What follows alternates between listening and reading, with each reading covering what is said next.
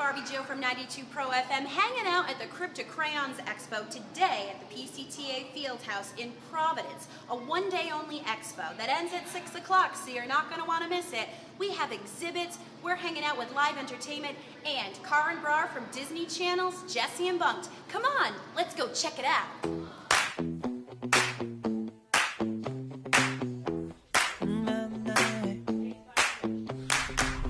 Speaking of April Fool's jokes, because the snow is no joke, April Foolery on set. Do you guys prank each other? Yes, we do. I mean, at times we kind of have to like ease up because we're filming like an actual TV show that is requiring a lot of hours and a lot of people. So like sometimes we want to keep it a bit more professional. But I remember my favorite prank back on Jessie during April Fool's is one of our guest stars, Pearson Faudet, put chocolate syrup in Debbie's soap dispenser. So when she went to wash her hands, she got chocolate all over them. I would be licking my hands because that's how much I love chocolate. Chocolate is amazing. Chocolate is amazing. Who's the biggest prankster on set? Ooh, okay.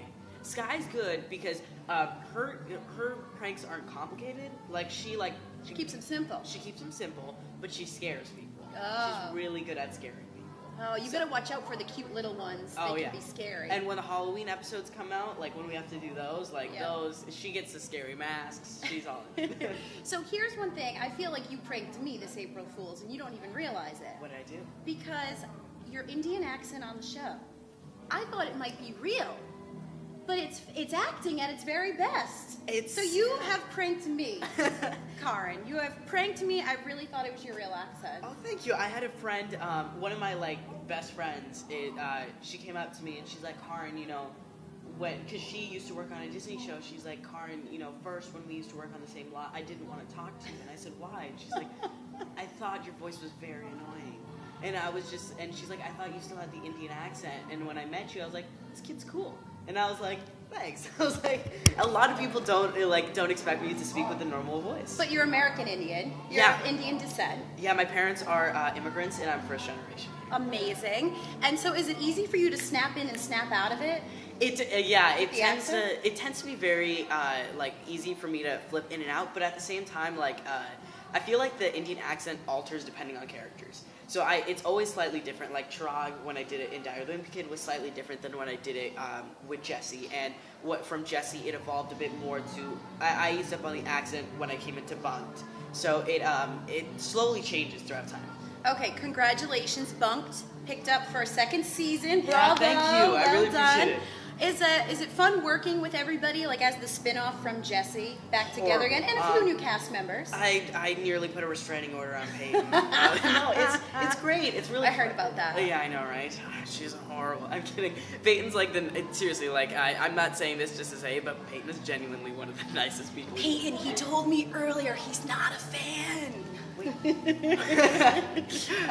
it's really fun because it's a lot of the time on spin-offs, you'll meet a whole new crew and a whole new set of people.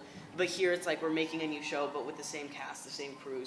And I feel like we're just adding to our family instead of taking away from our family. Now, I'm sure you missed the set of Jessie. I want to know, was there anything that you stole from the set? Something you walked away with as a keepsake? You knew at the end, you were like, I gotta have this. Okay, so what I did have is that we would hire the sign company a lot. So they would make banners on the show because, we can't use actual logos. We need companies to make up fake logos for us.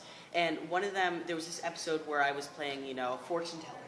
And I needed this tiny, 8-inch by 2-inch, tiny sign. And it said The Great Rob D. So apparently the sign company, this was their third mix-up, they made an 8-foot by 2-foot sign. Oh my goodness. So I left with that.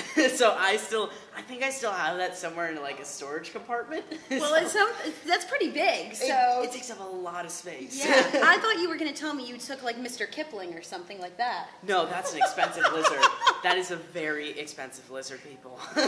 Do you have any pets? I used to have a pet dog, but with my whole family, we got so busy I had to end up giving him away. Oh. So yeah. And the poor guy he was so cute. And like I literally like my parents had to like be like, come on kid, like you're always on set, like it's gonna be. But you're responsible, and that's why we love you. For the most part, it goes All right. downhill from here. That's my whole life is downhill. Guest stars on the show. Who would be your dream guest star? Ooh, probably like Jennifer Lawrence. You're a J-Law fan. I'm a J. I mean, Is like she like your celebrity crush? I mean, we're in a committed relationship. Oh, I didn't realize this. I Yes. thought you and I were at this point. It's just I'm going. It's not you. It's me. Oh, I get that all the time. Being from in men. a different relationship with. Why do I get that all the time? I hate The that struggle line. is real. No. It really is. I have like the biggest crush on her, so I mean, like having her on the show would just be amazing. That's really, really cool. I think you need a break. You need a vacation. No, Come to Providence, Rhode Island a little bit more. We'll show you. I'm one. down. It's beautiful out here. It's gorgeous. The city of Providence is pretty cool. The food, phenomenal. Seafood air is great over here. What do you like food-wise? Are you more of an Italian guy, more of a Chinese guy, Mexican? What do you like? I'm all over the place. Yeah. I'm a bit more picky with my Mexican food. Okay. I don't always explore into like the Russian-Cuban side, but strong on the Chinese end. Panda Express is very classy. Yes, I couldn't have. That's a great first date. Yeah.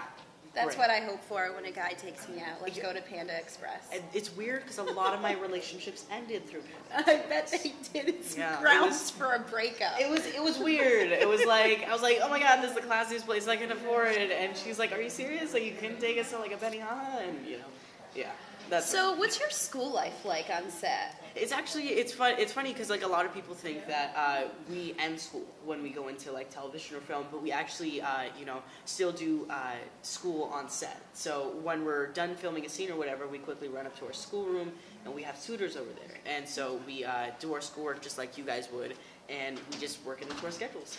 Are you thinking college plans? Is that on your radar in the future? Yeah, I'm definitely interested in college. I mean, Really? it's college is always a great experience because I feel like it's a fun, middle ground to like moving into the real world and being a bit more responsible. So I definitely would want to do something in film and learn more.